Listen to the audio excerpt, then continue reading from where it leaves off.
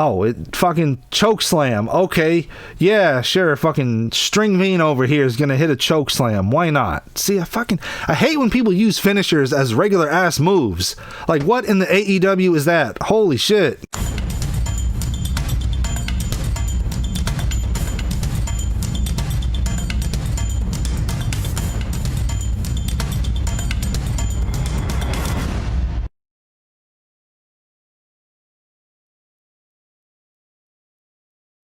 All right, so this is sometime during the summer of 2004.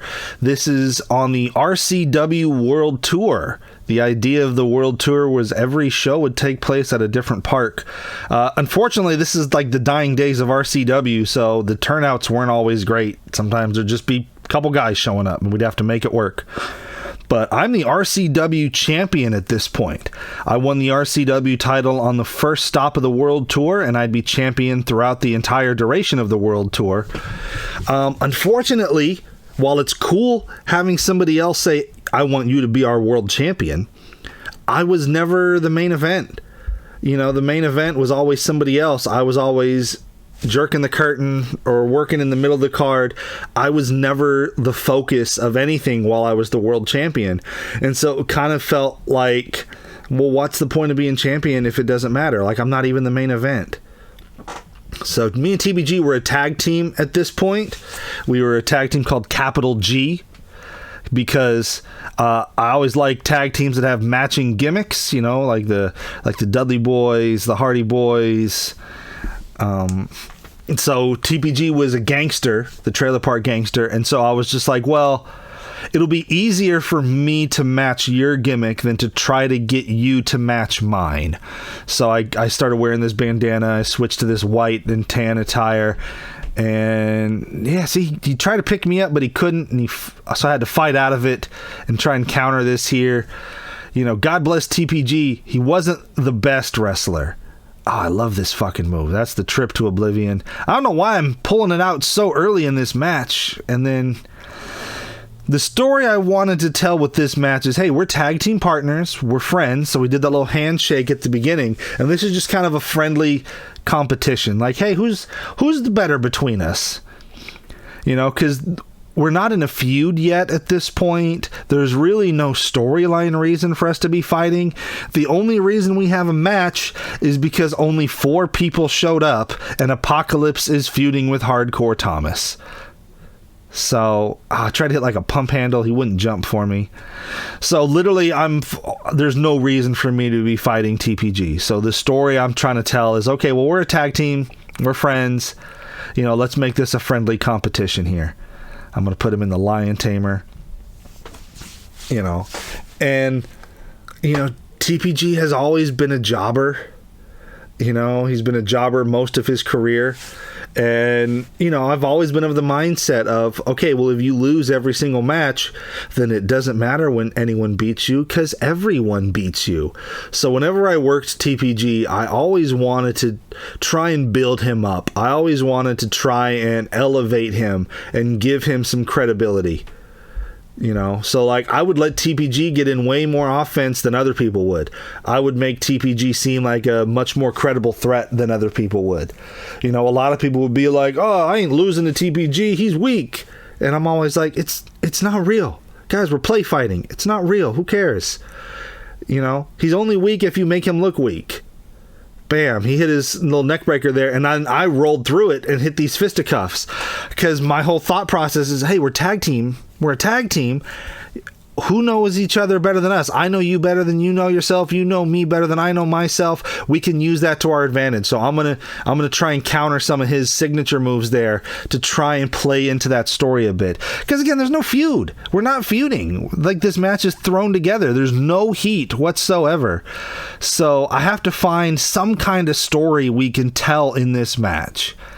You know, and that kind of goes back to my frustration at this time. Like, I loved being RCW champion, you know, being told, hey, you're going to win the RCW title. Like, I was not expecting that. And it's like, holy shit, really? Like, you know, they always say winning the title is kind of like winning the Oscars in our industry, where it's like, hey, wow, this person has enough faith in me and believes in me enough that they want me to be world champion. Wow. But this is the opening match on the card. This is the first match. This isn't even the main event. I was never the main event. The only match I main evented on the World Tour was the match where I won the title. You know, every match after that, I was jerking the curtain. I've never was the focus. And I was so frustrated by that because I was like, guys, I really appreciate that you guys made me the champion, but I can do so much more. Like give me the ball and I'll run with it. And every match I had was just me trying to show them what they're missing out on. And I was like, this could be your main event. This could be the storyline that everything focuses on. But instead, I'm a throwaway in the beginning of the card. You know, and so I had that little chip on my shoulder, you know, pretty much every match I had on the World Tour. You know, and we're fighting at it's this fucking baseball field here. And so I'm trying to like use the environment to my advantage. Like, what can we do here? That's the beauty of, you know, fucking backyard wrestling is, you know, we're not in a ring. We're in like a park. And so we have a little bit more freedom. Like, we can do things you can't do in a wrestling ring. We can use the environment to our advantage. And that's what I wanted to do here. He fucking sandbagged the shit out of me. I was gonna like... I don't know if I was going to give him a suplex or a jackhammer or something, but he would not fucking jump for me. So he was goddamn dead weight. And I'm trying to hop up on here, and if you watch, I'm going to slip as soon as I get up there. So it's up, and then bam, flying leg drop. I wanted that to be super smooth. I wanted to just be, you know, hop up and then straight off. But it was taller than I thought. I couldn't jump as high as I thought I could. And as soon as I got up there, my feet started to slip. I think I saved it. I think that came out okay. But it wasn't quite as smooth as I wanted it to be.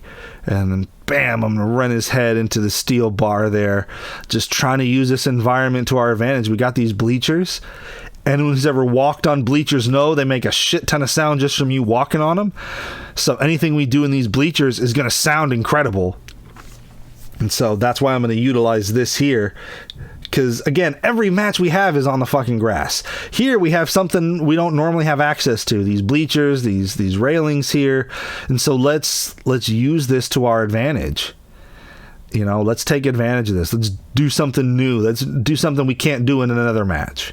I was always trying to think of new things I could do. What can we do that we don't normally do? What can we do that hasn't been seen before? You know, that was my mindset with pretty much everything. I'm way too close here. Way too fucking close. He tried to do the same thing I did. Because, god damn it, that's fucking TPG for you. You know? Like, I appreciate the guy so much for showing up every week, knowing he was never going to get his hand raised.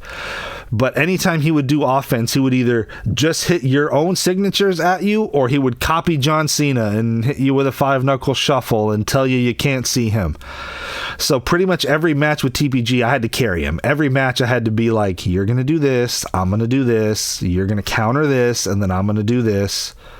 Bam, I slammed him right there on the bleachers there. Makes a fucking great sound, makes that bam sound as soon as you hit him. So that always came out great. It was really fucking windy this day. So, you know, when you watch this match in its entirety, like, there's so much wind noise you can't really hear anything. Right there, he fucking dropped me. He couldn't pick me up. So he dropped me, and then I just bridged up and grabbed him and made it look like he put me in a submission, trying to cover that botch, trying to protect TPG as much as possible. He's going to go for it again. Slam me on the bleachers, because again, whatever you do to him, he's just going to copy and do it right back to you. He's going to act super gassed. I got to sell my ass off for this now, because he's selling his ass off, and I'm like, bro, I got hit with the move. How am I getting up before you? So at this point, I'm really starting to think more about psychology and storytelling and putting a match together. You know, I'm not as good as I will be. You know, I will get a lot better after this. You know, I'm good. I'm not quite great, but I'm trying to be. You know, TPG's, I wanted him to be on the offense more. I wanted him to be more aggressive, but he just, for whatever reason, he just had a hard time, you know, bringing that intensity, bringing that aggression. He would just kind of like go through the motions sometimes, and that was always kind of frustrating working with him. And then right here, I'm going to pick him up for a kind of tombstone. I didn't want to do an actual tombstone because I always hated doing people's finishers as a normal move. But, you know, we have these bleachers here, and so there's a level that's lower than the others. And so I knew if I hit you with a fucking pile driver, bam, it's going to look devastating as fuck, and your head is never going to touch. Because that one part goes down lower than the other two, we can't see that his head is 6 inches away from the ground. But we hear that impact, and we see your head disappear between that other part of the bleachers, and it's gonna look fucking devastating. You won't feel a thing. That's always my mindset, is how can I make this look cool without hurting you? How can I make this look as vicious and devastating as possible without actually killing you? Other people didn't have that mindset. I always did, you know. Maybe that's why I had the career that I did. Another flying leg drop, but I should have like gone for the back of his head, not his back. I don't know what I was thinking there. See, this is what I'm talking about. Like, in my head, I'm a much better wrestler than I am. You know, a lot of times things wouldn't come out the way I planned them to. They wouldn't look as good as they did in my head.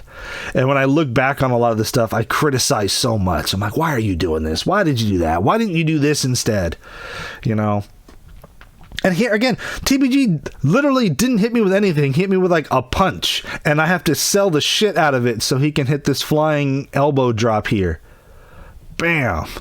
It's like, I wish he was more aggressive on the offense. I wish he would have done more, because then I have to sell for such a long time off of some really weak shit. It's like, come on, bro. I'm doing my best to make you look like $1 million. Can you return the goddamn favor, please? Holy shit. You know, but we're both kind of gassed at this point. You know, it was super windy this day, but it was also like, you know, the middle of the summer. So it's this weird, like, it's like this dry heat where it's hot but windy at the same time. So we're like really gassed out at this point. We're making our way back to the grass because it's like, okay, I don't think there's anything else we can do with those bleachers that we haven't already done already. So we're gonna work our way back to the grass here, and we're gonna, you know, work on the finish of the match. We're gonna build up to the finish. Bam. Gonna hit that fisticuffs here. I'm gonna hit a blue thunder. Bam. TPG would sandbag you so much, so you had to really put in the work, because when he would jump for you, his timing would be off, or he would just sandbag the shit out of you. But, you know, this is who I had to work with, so I had to make it work. You know, I had no power in RCW. I was just a talent, which is great, because then I don't have to deal with politics. I don't have to deal with egos. I can just do what's being asked of me. But it also sucked, because then, you know, you get something like this. Here, you're wrestling TPG. And even though there's no reason for it, there's no heat, you know, we're not in a feud or anything, I just have to make it work. Okay, I'm wrestling TPG. How do I make this a good match? What story can I tell? You know, right here, he's going to hit. What is he doing? I don't know what the fuck he was doing there. Like, it looked like he was going for his finisher, but then he didn't. Oh, it fucking choke slam. Okay, yeah, sure. Fucking String Mean over here is gonna hit a choke slam. Why not? See, I hate when people use finishers as regular ass moves. Like, what in the AEW is that? Holy shit. You know, I mean, I guess the DDT was Jake Roberts' finisher, so whatever. But I don't know. When you're hitting something like that, like, I don't know, looking back, it does not make sense for someone TPG's build to be hitting a choke slam, and hitting a choke slam as a regular ass move. I'm so fucking critical looking back at this shit 20 years later. Oh wow, this was so much fun though. I always liked wrestling TPG because of how fun it was, because you could do anything to him. And then right here, he's gonna hit his finisher, the Axel, and when Apocalypse booked this match, he didn't give us a finish. He just said, you're wrestling TPG, and it was up to us. I'm pretty sure he assumed I was going to go over because I'm the RCW champion. Why wouldn't I go over? However, I decided to put TPG over and get TPG the win because he never, ever, ever won a match. He was a fucking jobber. And if he loses every single match, it doesn't matter when you beat him because everyone beats him. And so I thought, well, we're not in a feud. You know, there's no heat here. We're tag team partners. We're friends. This is supposed to be a friendly competition. So let me give TPG the win here. It won't hurt me and it'll help him. I don't know if that was the right call in hindsight. The little hug at the end is kind of cheesy. I probably should have just gone over in hindsight, but that was the choice I made at the time.